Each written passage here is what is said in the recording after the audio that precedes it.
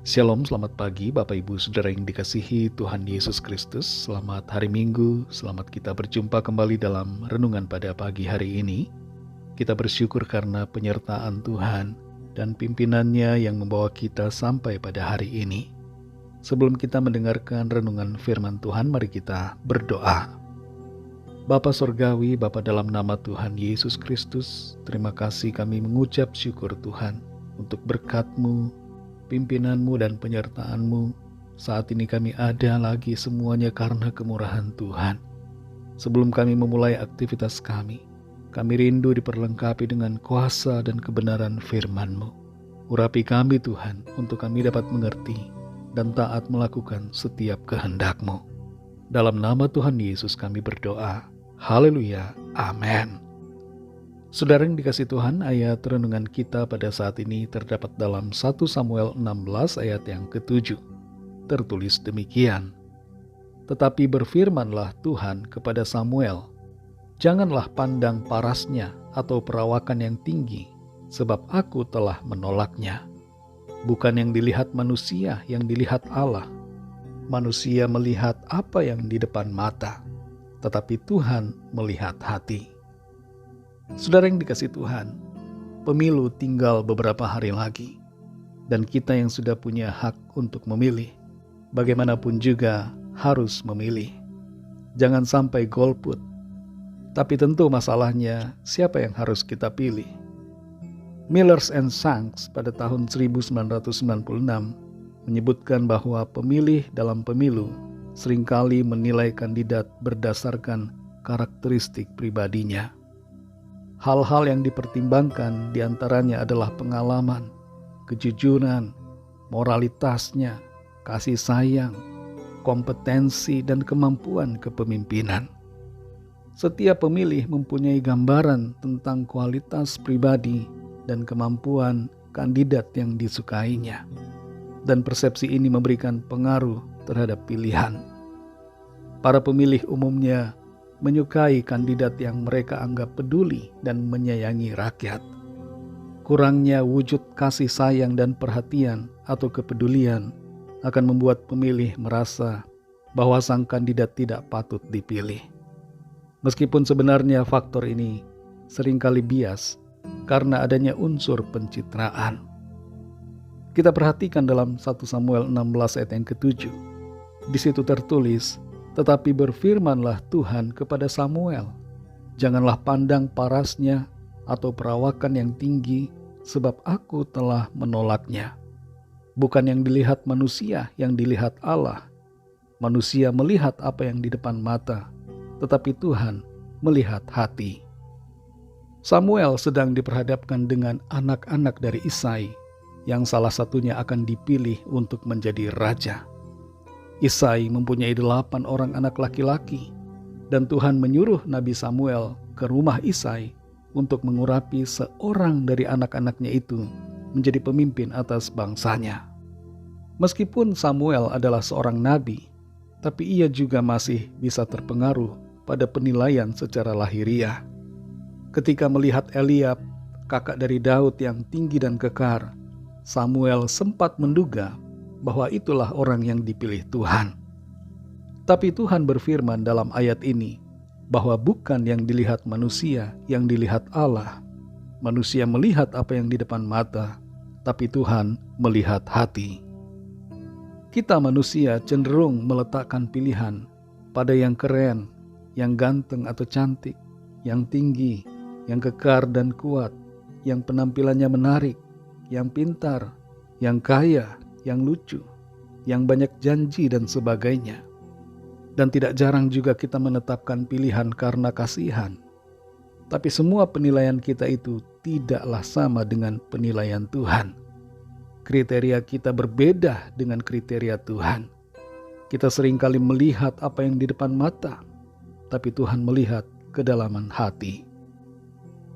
Saudara yang dikasih Tuhan, dalam memilih apapun, entah itu memilih presiden, memilih calon anggota legislatif, atau memilih orang kepercayaan dalam pekerjaan atau dalam pelayanan, memilih teman dalam pergaulan, dan juga memilih pasangan hidup, kita perlu mengerti hati Tuhan dan memiliki penilaian seperti Tuhan agar kita tidak salah dalam memilih. Salah memilih presiden menimbulkan penyesalan 5 tahun. Salah memilih pasangan hidup menimbulkan penyesalan seumur hidup. Kriteria kita dalam memilih tidaklah sama dengan dunia. Mari berdoalah dan ikuti hikmat Tuhan dalam menentukan pilihan kita. Tuhan akan menolong kita untuk memilih yang tepat. Dan di atas semuanya itu, ingatlah bahwa Tuhan tetap yang berdaulat. Mari kita berdoa.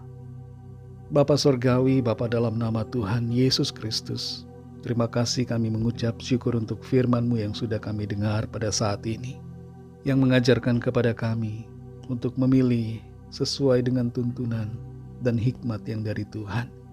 Berikan kami pengertian, berikan kami hati yang dapat memahami dan menilai seturut dengan kehendak-Mu. Dalam segala aspek di hidup kami, berikan kami hikmat-Mu Tuhan, untuk mengerti akan berbagai perkara dan dapat menilai serta mengambil keputusan yang berkenan kepada Tuhan. Saat ini kami berdoa untuk situasi politik bangsa kami yang saat ini sedang panas ya Tuhan. Berikanlah kedamaian, berikanlah persatuan bagi bangsa kami, agar tidak terjadi perpecahan. Demikian juga di dalam gereja, dalam komunitas orang-orang percaya, tidak ada perpecahan, tapi semuanya saling bersatu, saling mengasihi, dan tidak terpecah-pecah karena situasi politik yang ada saat ini. Terima kasih Tuhan, kami mengucap syukur. Kami percaya Tuhan akan menolong kami untuk memberikan pilihan yang tepat sesuai dengan tuntunan dan kehendak Tuhan. Berkati ya Tuhan pelaksanaan pemilu di negara kami, Indonesia, yang akan berlangsung tidak lama lagi. Berikan keamanan dan kedamaian. Kami juga berdoa bagi semua bangsa di dunia ini.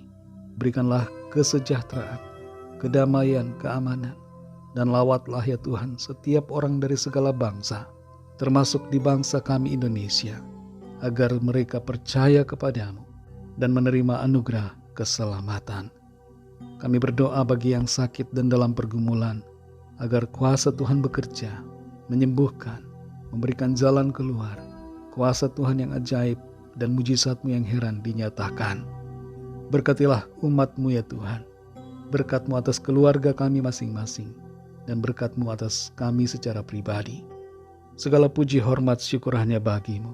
Dalam nama-Mu yang kudus, nama Tuhan Yesus Kristus, kami sudah berdoa dan mengucap syukur. Haleluya. Mari sama-sama kita berdoa, doa Bapa kami.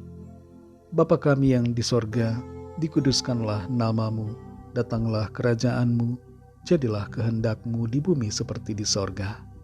Berikanlah kami pada hari ini makanan kami yang secukupnya, dan ampunilah kami akan kesalahan kami, seperti kami juga mengampuni orang yang bersalah kepada kami. Dan janganlah membawa kami ke dalam pencobaan, tetapi lepaskanlah kami daripada yang jahat, karena Engkaulah yang punya kerajaan, dan kuasa dan kemuliaan sampai selama-lamanya. Amin. Terimalah berkat Tuhan. Tuhan memberkati engkau dan melindungi engkau. Tuhan menyinari engkau dengan wajah-Nya dan memberikan kasih karunia. Tuhan menghadapkan wajah-Nya kepadamu dan memberikan damai sejahtera. Berkat anugerah dari Bapa Sorgawi, kasih karunia dari Tuhan Yesus Kristus, dalam persekutuan dengan Roh Kudus, menyertai kita semua, sekarang ini dan sampai selama-lamanya. Dalam berkat nama Tuhan Yesus Kristus, haleluya, amin. Puji Tuhan, saudara yang dikasihi Tuhan, saya percaya firman Tuhan menjadi berkat dan kekuatan buat saudara semua, dan Roh Kudus akan menolong saudara untuk lebih lagi memahami kebenaran firman Tuhan. Tuhan Yesus memberkati saudara semua. Sampai jumpa dalam renungan yang berikutnya. Haleluya.